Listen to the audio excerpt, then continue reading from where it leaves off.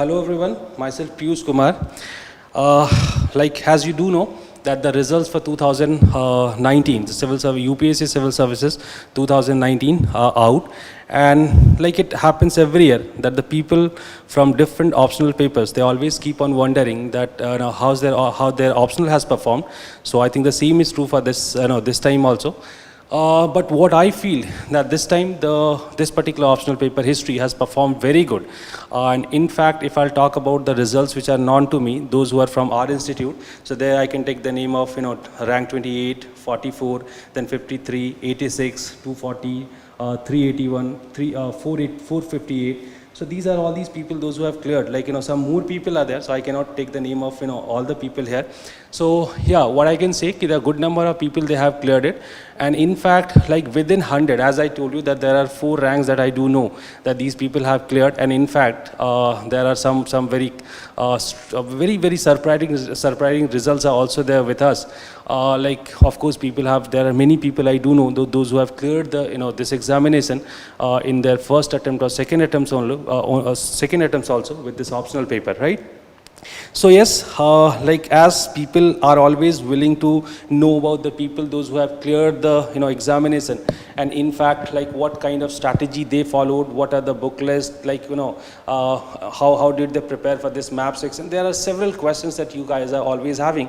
I think this is the reason because of what we have invited someone someone here, and with us today that wonder girl is here, the girl who has cleared UPSC Civil Services 2019 in her very first attempt only, and that too she secured rank 28, right? So if someone in such an early age is clearing UPSC, that too securing 28 rank, that actually is very encouraging, right? And in fact you always need to know that what strategy is being followed by her, in what way she prepared, and that's the reason because of what she is here with us today, and she'll be saying sharing her journey, her experience, right, the way she prepared for this optional paper. So here I'm just handing it over to Chandrajyoti Singh, the girl who secured 28 rank in her very first attempt only. Thank you very much. Please.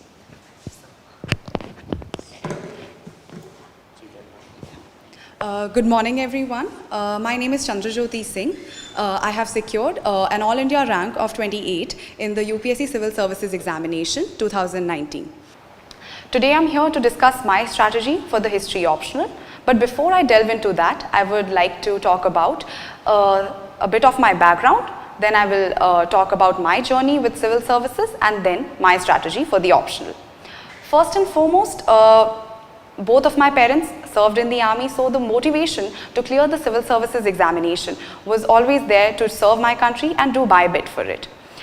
Since my parents were in a transferable job, I shuttled across the country and eventually came to St. Stephen's College to pursue my graduation in history.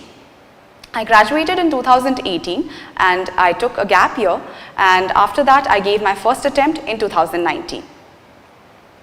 That was a little something about myself, and now let's talk about the journey. I finished my graduation in June 2018 and moved to Old Rajendra Nagar and decided to dive straight head first into the preparation mode. Prepared for the history optional by taking the first 4 months, that is from June, July, August and September. I finished each and every subtopic such as ancient India in the month of June, and then so on and so forth, and I completed the syllabus in 4 months. After I was done with the syllabus, I decided to go for answer writing as well as taking mock tests to see how well I fared in an actual exam-like situation. Eventually, I decided to go for map practice as well. Though I had been taking map practice at home side by side, I used to mark 5 to 10 places in the map every day for about half an hour. I would just do this. And that really helped me, as in the end it became easier to revise because these were my own maps and my own notes that I had made on each of the sites that I had marked on the map. Now my strategy for history optional was very simple. Firstly, to keep the sources limited and make notes from them in my own handwriting, and therefore revise them later on, and then in times of the examination, when the examination was just around the corner, they were really handy as I could revise them really fast. So first of all, I would like to talk about what my sources were. For ancient India, I referred to Professor R.S. Sharma and Professor Upinder Singh's book. Moving on to medieval India, I referred to Professor Satish Chandra's book. For modern India, I referred to Professor Bipin Chandra's book and Shekhar Bandyopadhyay's book.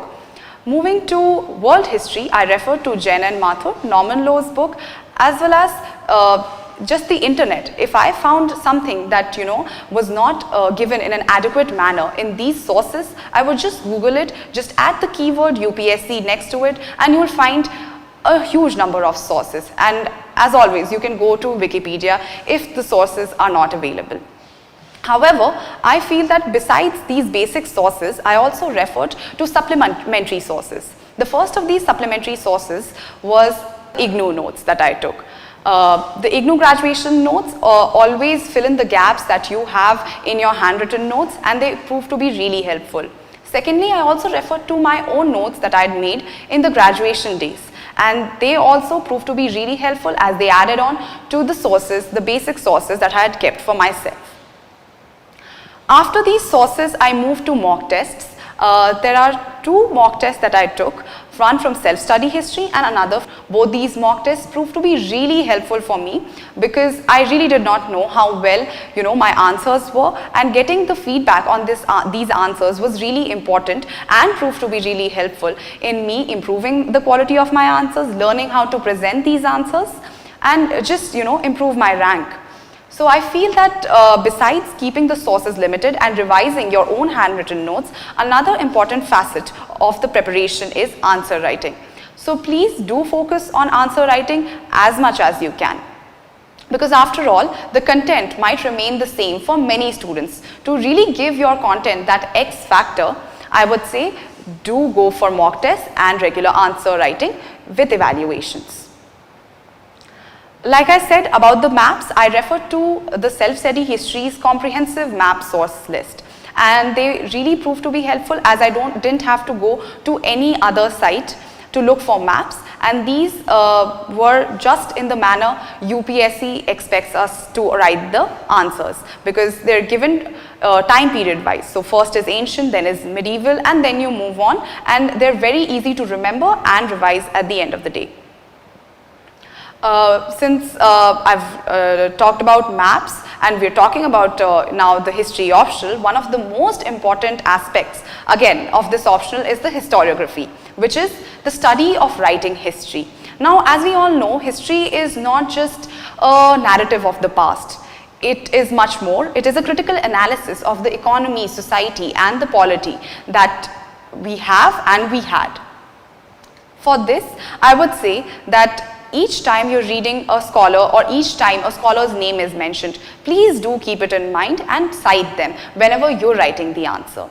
Let's just take a simple example. For instance, if we look at the Harappan civilization, right? So in Harappan civilization, if there's a question about the decline of the civilization, you can always cite the scholars who gave a particular theory. So instead of writing, that environmental degradation took place, write who said that environmental degradation might have taken place, right?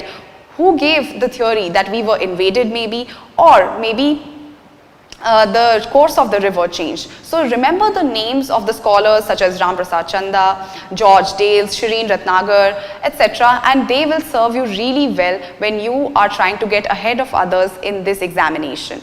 Because after all, this is a competitive exam and you really have to make your answer stand out. So historiography is really important. Now, I would also say that a lot of students have asked me if we should go for handwritten notes or just mark them in the books. I would say please go for handwritten notes because at the end of the day you will have a paucity of time, and in this paucity of time you cannot refer to multiple sources. You cannot go to multiple books and see where you underlined a particular topic from, right? So therefore I suggest make your own handwritten notes so that